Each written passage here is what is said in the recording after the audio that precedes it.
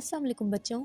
तो आज हम पढ़ेंगे 9th क्लास का first chapter introduction to biology. सबसे पहले हमें ये पता होना चाहिए कि who is the father of science. Science का बानी कौन है? तो साइंस का बानी जो है वो है अरिस्टोटल। ठीक है, अभी हम पढ़ेंगे साइंस की डेफिनेशन के बारे में। Science is the study of nature based on experiment. जो इल्म हमें मुशाहिदात और तजुर्बात से हासिल हो उसे हम साइंस कहते हैं। ठीक है, अभी आगे बढ़ते हैं कि who is the founder of biology या who is the father of biology. Biology का बानी कौन है? तो उसका भी जवाब है अरिस्टोटल। अब आते हैं बायोलॉजी की डेफिनेशन पर। तो बायोलॉजी की डेफिनेशन क्या है? स्टडी अबाउट लाइफ के बारे में पढ़ना, अपनी ज़िंदगी के बारे में पढ़ना, उसे हम सिंपली बोलेंगे बायोलॉजी। बायोलॉजी को 3 मेन ब्रांचेस में डिवाइड किया गया है। Biology divided into 3 main branches: zoology, botany, microbiology. Zoology में हम किसके बारे में पढ़ते हैं? Zoology study about animals, botany study about plants and microbiology study about micro organism, for example virus. अब आते हैं बायोलॉजी की मेजर फील्ड्स के। बायोलॉजी की मेजर फील्ड्स में सबसे पहले आता है मार्फोलॉजी। मार्फोलॉजी क्या होता है? Study about external structure of organism is called morphology, या फिर ऐसे भी बोल सकते हैं study about size, shape and structure of animals, plants and micro organism is called morphology. For example face, hands, legs. Morphology में हम जो है इंसान के बैरूनी औज़ा के बारे में पढ़ते हैं। जैसे हमारा हो गया चेहरा, हमारे हाथ हो गए, हमारी टांगें हो गई। ये जो चीज़ें हमें बाहर से फिज़िकली नज़र आती हैं हम उन्हें मार्फोलॉजी में पढ़ते हैं। अब आते हैं हम एनाटॉमी पे। एनाटॉमी क्या होता है? Study about internal structure of the organism. Anatomy में हम जो है इंसान के अंदरूनी अज़ा के बारे में पढ़ते हैं। उसमें आ जा रहा है जैसे हार्ट, ब्रेन, किडनी, हमारा दिल आ जा रहा है, हमारा दिमाग आ जा रहा है और हमारे गुर्दे आ जा रहे हैं।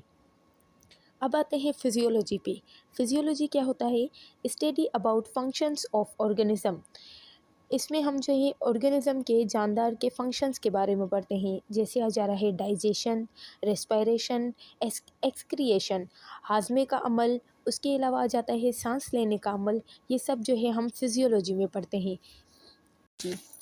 Study about tissues of organism. Histology में जो है हम ऑर्गेनिज्म के टिश्यूज़ के बारे में पढ़ते हैं। जैसे आ जा रहा है एपिथेलियल टिश्यूज़। एपिथेलियल टिश्यूज़ क्या होते हैं? ये वो टिश्यूज़ होते हैं जो हमारी स्किन की बैरूनी लेयर को बनाते हैं। ठीक है, makes our skin outer layer. जो हमें स्किन बाहर से नज़र आती है वो जो है वो किसकी बनी होती है? वो एपिथेलियल टिश्यूज़ की बनी होती है। अब आते हैं जेनेटिक्स पे। जेनेटिक्स भी जो है वो भी एक बायोलॉजी की ब्रांच है। स्टडी अबाउट जीन, जिसमें हम जीन के बारे में पढ़ें उसे हम जेनेटिक्स बोलते हैं, या उसकी एक दूसरी डेफिनेशन भी है। और study about heredity material transfer from parents to offspring. ठीक है, जीनियाती मादा जो है वो ट्रांसफ़र हो पेरेंट्स से, वालिदैन से अपने बच्चों में, उसे हम बोलते हैं जेनेटिक्स। जैसे आ गया हेयर कलर, आ गया हमारा स्किन कलर, आ गया हमारी हाइट आ गई। ये सब चीज़ें जो है हम जेनेटिक्स में पढ़ते हैं। तो अब आते हैं मॉलिक्यूलर बायोलॉजी की तरफ। मॉलिक्यूलर बायोलॉजी क्या होती है? Study of molecules inside living things specially genes and proteins. Molecular biology जो है वो एक बायोलॉजी की ब्रांच है जिसमें हम जीन्स कैसे काम करते हैं, डीएनए से आरएनए और प्रोटीन कैसे बनता है, इन चीज़ों के बारे में जिसमें हम पढ़ें उसे हम सिंपली बोलते हैं कि ये है मॉलिक्यूलर बायोलॉजी। अब आते हैं एम्ब्रियोलॉजी पर। Study of how a baby develops from a fertilised egg. Embryology में हम फर्टिलाइज्ड एग से बेबी कैसे बनता है उसके बारे में पढ़ते हैं। अब आता है पैलेंटोलॉजी पे। पैलेंटोलॉजी क्या होता है? Study about fossils. सिंपली हम इसे बोल सकते हैं कि जिसमें हम पुराने ज़माने के फॉसल्स के बारे में पढ़ें, पुराने ज़माने के दौर के, जैसे हड्डियाँ वगैरह हो जाती हैं इंसानों की या फिर पौधों की, तो उसे हम पैलेंटोलॉजी में पढ़ते हैं। अभी उसकी दो ब्रांचेज आ जाती हैं पैलेंटोलॉजी की, जिसे हम पैलियोजोलॉजी और पैलियोबोटनी कहते हैं। पैलियोजोलॉजी में हम जो है फॉसल्स ऑफ एनिमल्स के बारे में पढ़ते हैं, जिसमें हम एनिमल्स के फॉसल्स के बारे में पढ़ें। जैसे आ जाता है डायनासोर आ जा रहा है। टेक्सानोमी। टेक्सानोमी में हम naming and classification of organism is called taxonomy. Taxonomy में हम जो है नाम देते हैं और उन्हें गिरोह में तकसीम करते हैं। जैसे आ जाए है for example animals, humans and mammals. Mammals वो होते हैं वो जो बच्चे भी दें और जो है उसके अलावा दूध दूध भी अपने बच्चों को पिलाएं, उन्हें हम मैमल्स कहते हैं। उसके बाद आ जा रहा है साइंटिफिक नेम। अभी ह्यूमंस का साइंटिफिक नेम क्या है? होमोसेपियन। होमोसेपियन जो है वो टेक्सानोमी में आता है, मतलब कि टेक्सानोमी में हम हर चीज़ को क्लासीफाई करते हैं, अलग अलग गिरोह में तकसीम करते हैं और उन्हें साइंटिफिक नेम देते हैं। तो ह्यूमंस का साइंटिफिक नेम क्या है? होमोसेपियन। अब आता है इकोलॉजी पे। Study about environment and its effect on life. Ecology का दूसरा नाम जो है वो है इन्वायरमेंटल बायोलॉजी भी बोल सकते हैं हम इसे। तो इकोलॉजी में हम इन्वायरमेंट के बारे में पढ़ते हैं और उसके हमारी लाइफ पे कौन से असरात हो रहे हैं उनके बारे में पढ़ते हैं। जैसे आ जा रहा है फॉरेस्ट, लैंड, डेजर्ट। अभी फॉरेस्ट कैसे? जैसे अगर हम जंगल से अगर हम सारे ये काट देंगे पौधे वगैरह, देन हम इंसानों को ऑक्सीजन की ज़्यादा नीड होती है। और हमें ऑक्सीजन कहाँ से मिलती है? हमें ऑक्सीजन पौधों से मिलती है। और पौधे कार्बन डाइऑक्साइड कहाँ से लेते हैं? वो लेते हैं हमसे।